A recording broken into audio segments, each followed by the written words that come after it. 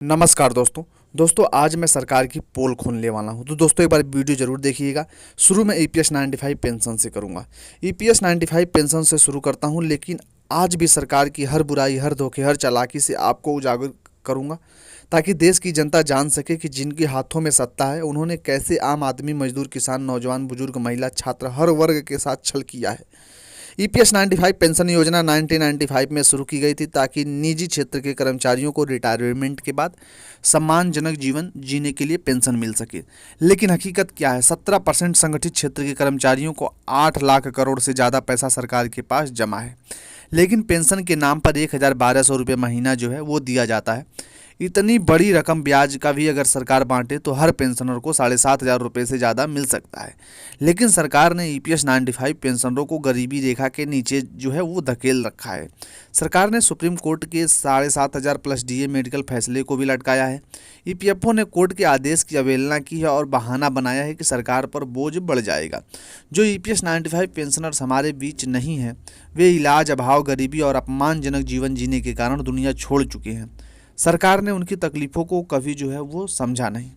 सरकारी कर्मचारियों को भरपूर, आम आदमी को तिरस्कार क्यों है? सरकारी कर्मचारियों को लाखों की पेंशन, डीए, एलटीसी, हर साल बढ़ोतरी, ग्रेच्युटी, पीएफ सब कुछ मिलता है। प्राइवेट सेक्टर के ईपीएस 95 पेंशनरों को 1,000 से 2,000 रुपये में जो है वो जीवन जीने को मजबूर किया गया है। ये सबसे बड़ा जो है ईपीएस 95 पेंशनरों के साथ अन्याय है। सरकार के पास फंड की कोई कमी नहीं है। ईपीएफओ के पास 18 लाख करोड़ का फंड है, लेकिन बहाना सिर्फ बोझ का है। चुनावी वादों में घोषणाएं और जुमले जो है हम लोगों को देखने को मिलते हैं। हर चुनाव से पहले पेंशन बढ़ाने के वादे, लेकिन चुनाव के बाद जो है यही पेंशन बढ़ाने के वादे हवा हवाई हो जाते हैं।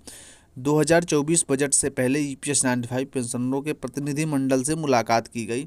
7,500 रुपये पेंशन का वादा किया गया, लेकिन आज तक जो है कोई ठोस कार्रवाई नहीं की गई। बिहार चुनाव के समय वृद्ध दिव्यांग की पेंशन में 3 गुना जो है वो बढ़ोतरी की घोषणा की गई, लेकिन ईपीएस 95 पेंशनरों को फिर जहां पे ठगा गया। संसद और सुप्रीम कोर्ट के आदेशों की भी अवहेलना जो है ये सरकार कर रही है। मौजूदा सरकार ने जो है, संसद समिति ने कहा कि महंगाई कई गुना बढ़ गई है मौजूदा सरकार से, लेकिन मुआवजे की तर्ज दोस्तों तुरंत बढ़ोतरी हो, लेकिन जो है सरकार के कानों पर भी कोई जो है जू तक नहीं देगा। सुप्रीम कोर्ट ने 7,500 डीए मेडिकल देने का आदेश दिया, लेकिन ईपीएफओ और सरकार ने मिलकर इस आदेश को जो है वो ठुकरा दिया। इस आदेश को पारित नहीं किया गया। कोर्ट के फैसले को लागू करने के बजाय सरकार वित्तीय बोझ का बहाना बना करके सरकारी वेतन भत्तों में कटौती नहीं करती, लेकिन ईपीएस 95 पेंशनरों के भत्तों में कटौती होती है।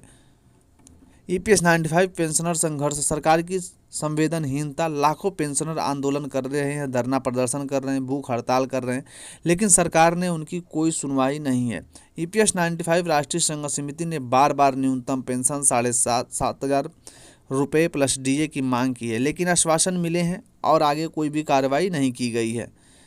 हजारों पेंशनर इलाज के अभाव में मारे गए हैं। सरकार ने कभी किसी के आंसू नहीं पोंछे। अन्य सरकारी बुराइयां, हर वर्ग के साथ छल, किसान कर्ज, आत्महत्या, एमएसपी का झूठ। सरकार ने किसानों की आय दुगनी करने का वादा किया, लेकिन किसान आज भी कर्ज में डूबे हैं। एमएसपी, न्यूनतम समर्थक मूल्य जिसको हम कहते हैं, सिर्फ कागजों पर ही खरीद केंद्रों पर लूट और दलाली हावी है। किसान आंदोलन को आतंकवादी, खालिस्तानी कहकर बदनाम किया जाता है। युवा रोजगार का संकट, पेपर लीक और बेरोजगारी भी जो है इस देश में चल रही है। आप देखोगे कि हर साल जो 2 करोड़ जो है रोजगार का वादा होता है, लेकिन सरकारी भर्तियों में घोटाला, पेपर लीक और बेरोजगारी जो है रिकॉर्ड स्तर पर है। एसएससी, रेलवे, बैंकिंग, राज्य सेवाओं में भर्ती प्रक्रिया सालों तक लटकती रहती है। महिला सुरक्षा पर भी बड़ी बड़ी बातें होती हैं, लेकिन ज़मीनी हकीकत, अपराध, उत्पीड़न और न्याय की कमी जो है वो साफ दिखता है। महिला आरक्षण बिल सिर्फ चुनावी जुमला बनकर रह गया है। सरकारी स्कूलों की हालत खराब है। निजी स्कूलों की फीस आसमान छू रही है। शिक्षा का निजीकरण गरीब बच्चों के लिए उनकी शिक्षा जो है सपना बन गया है। सरकारी अस्पतालों में दवाइयाँ, डॉक्टर सुविधा, आयुष्मान योजना का लाभ सिर्फ कागजों पर ही दिखाई देता है।